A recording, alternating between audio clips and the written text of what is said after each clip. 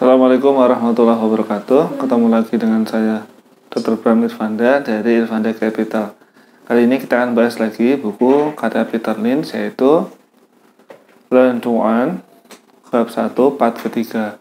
Nah, bagi Anda yang belum mengenal Peter Lynch ini dianggap sebagai fund manager yang salah satu yang terhebat di dunia, karena dalam waktu 13 tahun dia mengelola Magellan Funds. Itu dia menghasilkan rata-rata per tahun itu 29%. Itu adalah suatu angka yang sangat hebat untuk reksadana, apalagi di US. Sekarang kita sampai ke part 3, ke subbab yang berjudul Milioner Pertama di Amerika. Jadi, sesaat sebelum perang kemerdekaan Amerika, kemudian selama perang kemerdekaan dan setelah perang kemerdekaan, itu orang terkaya di Amerika namanya Robert Morris. Nah, Robert Morris ini mencapai kekayaannya dengan cara apa? Perdagangan dari Eropa ke Amerika atau dari Amerika ke Eropa. Contoh, dari Eropa dia membawa baju, terus barang-barang pabrik, jadi diproduksi pabrik. Karena Amerika dulu baru masih muda, sehingga pendirian pabrik itu masih jarang. Jadi pabrik-pabrik itu rata-rata di Eropa. Karena itu Robert Morris ini dari Eropa membawa barang-barang yang produksi pabrik, terus jualan di Amerika. Ketika balik ke Eropa itu membawa tembakau dan produk-produk pertanian yang ditanam di Amerika. Nah, dari sini Robert Morris ini jadi sangat kaya karena menguasai perdagangan dan menguasai kapal. Jadi Robert Morris ini memproduksi, terus menyewakan, terus menjual kayak gitu kapal-kapal yang digunakan untuk perjalanan antar pulau. Saat perang kemerdekaan Amerika, Robert Morris ini mendapat jatah menjadi kontraktor pertahanan. Jadi semua kebutuhan perang dari sisi koloni, dari sisi Amerika, kan perang kemerdekaan Amerika itu Amerika lawan Inggris. Jadi Amerika ini semua barangnya itu dikelola atau disediakan oleh Robert Morris. Jadi Robert Morris membeli dari Eropa selain Inggris, kemudian dijual ke pemerintahan US, pemerintahan Amerika untuk perang kemerdekaan. Saat itu karena jadi kontraktor pertahanan di Amerika, Robert Morris ini kenal sama George Washington. Jadi orang-orang paling terkenal di Amerika itu kenal dengan Morris dan bersahabat dengan Morris karena jasa-jasanya Morris selama perang kemerdekaan. Di zaman itu setiap bank itu harus ada emas yang jadi dasar bagi bank itu mencetak uang. Jadi tidak bisa asal mencetak uang. Kemudian yang terjadi adalah Morris ini ternyata menggunakan banyak pinjaman untuk membiayai bisnisnya. Jadi ketika setelah perang kemerdekaan selesai dan dia jadi kaya, kemudian terjadi krisis di pasar kapal. Jadi ketika krisis ini, Robert Morris ini punya hutang yang sangat banyak. Akibatnya ketika harga kapal turun, bisnisnya bangkrut. Karena dia harus membayar ke bank. Yang terjadi adalah Robert Morris ini sempat ditahan selama 3 tahun. Jadi mungkin kita merasa aneh ya, tapi di zaman itu tidak membayar hutang di bank itu adalah pelanggaran dan hukumannya adalah di penjara. Bahkan George Washington dari bapak kemerdekaan Amerika itu menengok Robert Morris di penjara. Nah, kemudian Robert Morris ini yang membuat Amerika itu meninggalkan hukuman untuk mereka yang tidak bisa membayar ke bank.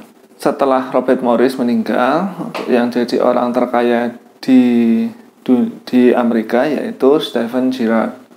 Nah, sama seperti Robert Morris, Stephen Girard ini itu kaya berkat usaha kapal, terus perdagangan antar benua, jadi Amerika dan Eropa.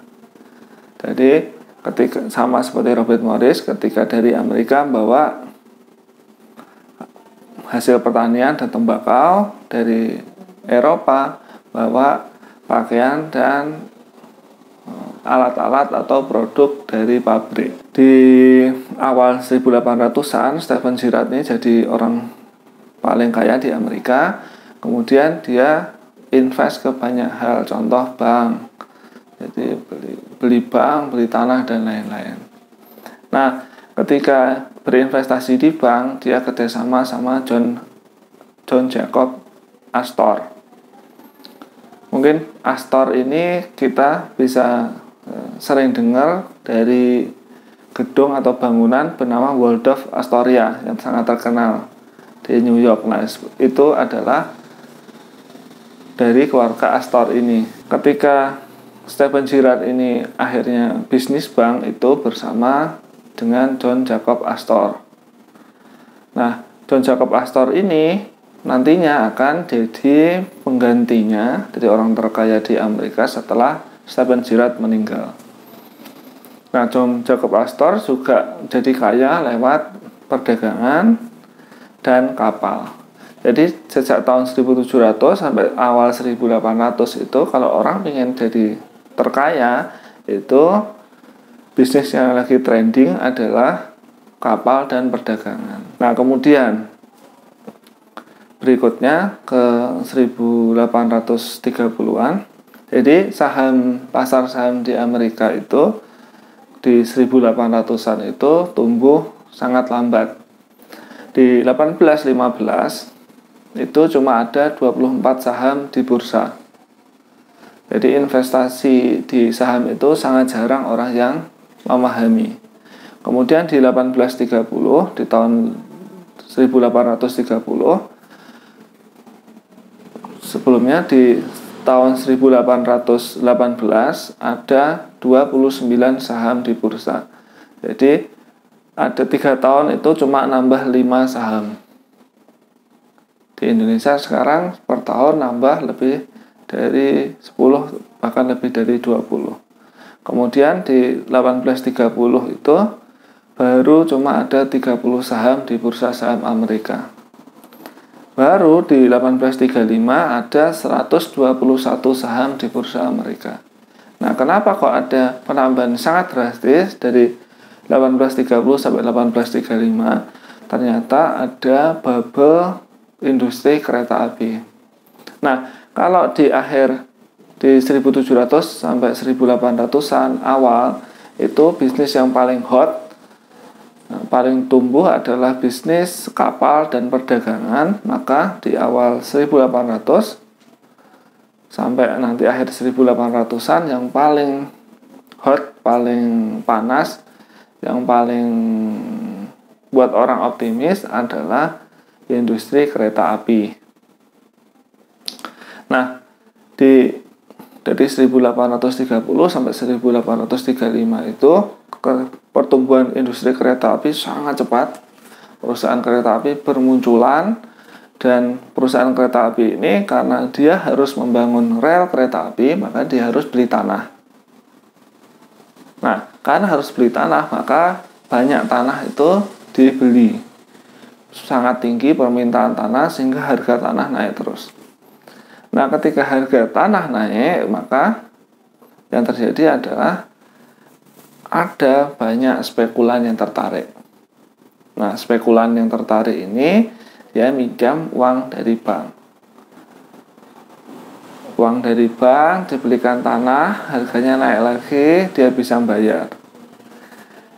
Dia pinjam bank lagi, beli tanah lagi, harga naik lagi, dia masih bisa bayar. Nah, suatu ketika di 1836 itu terjadi penurunan harga. Jadi 1835 puncak, terus sampai mendatar sampai 1836.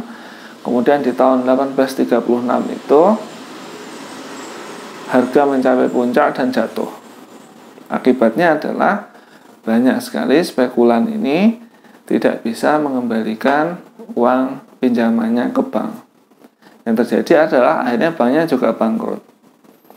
Maka akhirnya di tahun 1837 terjadi krisis di Amerika karena banyak bank bangkrut akibat pinjaman macet di spekulasi tanah dan saham kereta api. Pasar saham setelah itu juga crash lagi.